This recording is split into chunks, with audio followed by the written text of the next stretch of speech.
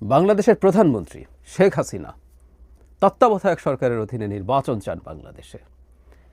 খেয়াল করি, তিনি প্রধানমন্ত্রী এখনও বাংলাদেশের, আবার নির্বাচনও চান এবং সেটা তত্ত্বাবধায়ক সরকারের অধীনে।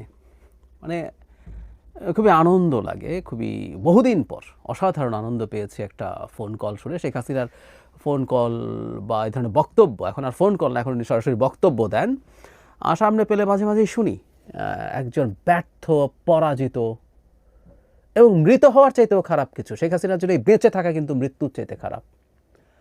তার বক্তব্য শুনতে ভীষণ আনন্দ পাই, ভীষণ আনন্দ পাই। একসময় আমাদের মুখের ওপরে দাঁড়িয়ে যেসব কথা শোনাতেন, অবশ্য এখনও একই ধরনেরই কথা শোনান, কিন্তু এই হাসিনা ভিন্ন হাসিনা। যাই হোক, আপনারা এই কল রেকর্ডটা শুনবেন। কল রেকর্ড না, বক্তব্যই দিয়েছেন তিনি। সেই বক্তব্যে তিনি অনেক অনেক কথা বলেছেন। সবসময় যা বলেন তিনি কোনো খুন করেননি। মানে আওয়ামী লীগকে যারা পুনর্বাসনের আলাপ করেন, তারা শেখ হাসিনার এই বক্তব্যগুলো শোনার পরও বলবেন আওয়ামী লীগের পুনর্বাসন হতে হবে। বিচার টিচার করেন, কিন্তু আওয়ামী লীগের পুনর্বাসন হতে হবে।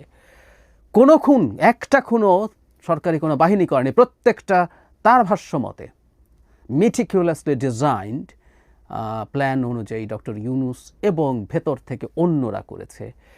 মানে মিথ্যাচারের সীমা থাকা দরকার। মানে এটা 70s না, এটা 60s না। আমাদের হাতে যে পরিমাণ ভিডিও আছে, আমরা ডকুমেন্টারি বানিয়েছি, ফোনে ফোনে ঘুরছে, জাতিসংঘের রিপোর্ট আছে, বাদ দেই ভিডিও দেখছি আমরা চোখের সামনে। এরপরও আপাদমস্তক মিথ্যাবাদী একজন মানুষ দাবি করছেন কোনো কিছু তারা করেনি, তিনি করেন, তিনি খুন করতে পারেন না, এভাবে বলছেন। আবারও বলছি, যারা আওয়ামী লীগের পুনর্বাসন চান তাদের একটু বক্তব্য থাকা দরকার আছে। এখনও তিনি আওয়ামী লীগের প্রধান এবং আওয়ামী লীগ এখনও তার কথায় চলে এবং আওয়ামী লীগের পুনর্বাসন চান তারা।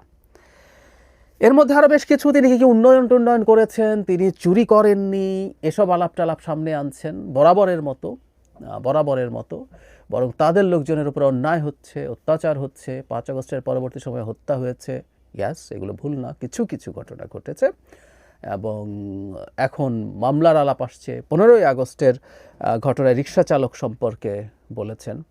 আমি আগেও একদিন বলেছি, আসলে এই ঘটনাগুলো ঘটিয়ে আদতে আওয়ামী লীগের হাতে অস্ত্র তুলে দেওয়া হয়।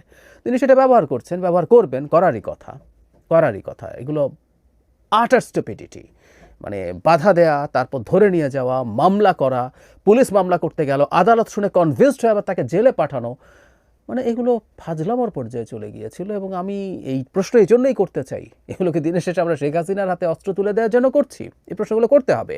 এমনকি ওখানে দাঁড়িয়ে যারা পেটানোর চেষ্টা করি, বাধা দেওয়ার চেষ্টা করি, এগুলো আদতে শেখ হাসিনার পারপাস সার্ভ করে, আমরা অনেকে বুঝতে পারি না।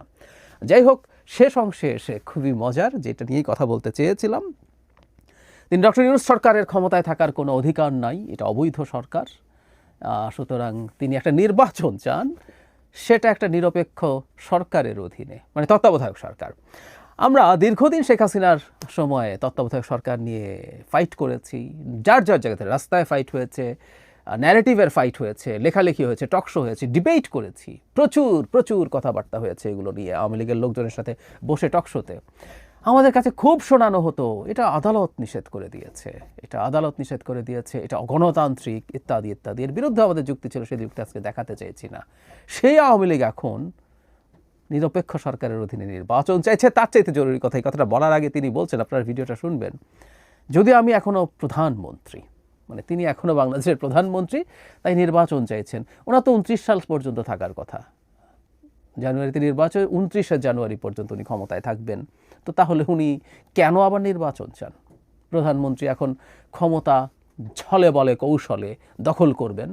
তাদের নাকি বিরাট সমর্থক আছে, বিরাট হ্যাডাম আছে, নেমে টেমে আমাদেরকে পরাস্ত করে ক্ষমতা দখল করুক, কারণ আমরা তো গায়ের জোরে তাকে সরিয়েছি, তারা এবার একটু গায়ের জোরে সরাক।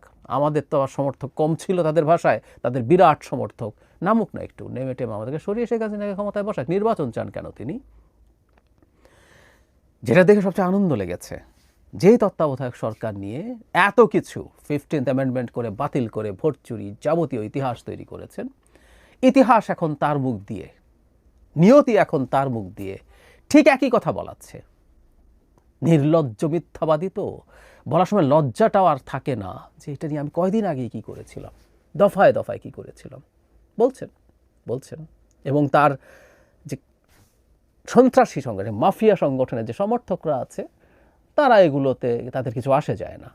জুলাই আগস্ট ঘটিয়ে যাওয়ার পরও যদি দেশের লোকজন আওয়ামী লীগকে সমর্থন করে এটা মর্মান্তিক, কিন্তু এটা রিয়ালিটি। সো তার এই মিথ্যাচার, তার এই নোংরা কথাবার্তা তার দলের তার কোর যে সমর্থকরা আছে তারা মানবে না। কিন্তু এই কথাগুলো চাই আমি একটা কারণে, আমাদের নতুন প্রজন্ম শুনুক, জানুক যে কার পাল্লায় আমরা পড়েছিলাম এবং কার পাল্লা থেকে আমরা মুক্তি পেয়েছি। সুতরাং শেখ হাসিনা, আপনি বলুন এসব কথা, আরও আমরা শুনতে থাকি, আমরা বিনোদিত হই, আনন্দিত হই, এবং আমাদের পরবর্তী প্রজন্ম অন্তত যারা যারা আওয়ামী লীগে আছে পরবর্তী প্রজন্ম অন্তত আওয়ামী লীগকে ক্রমাগত ঘৃণা করতে করতে বড় হবে, আমরা এটা চাই।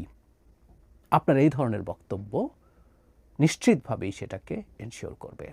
অনেক ধন্যবাদ। নিজকে প্রধানমন্ত্রী দাবি করা, নিরপেক্ষ সরকারের অধীনে দাবি করা, নির্বাচন দাবি করা এবং যাবতীয় মিথ্যাচারের জন্য আপনি চালিয়ে যান।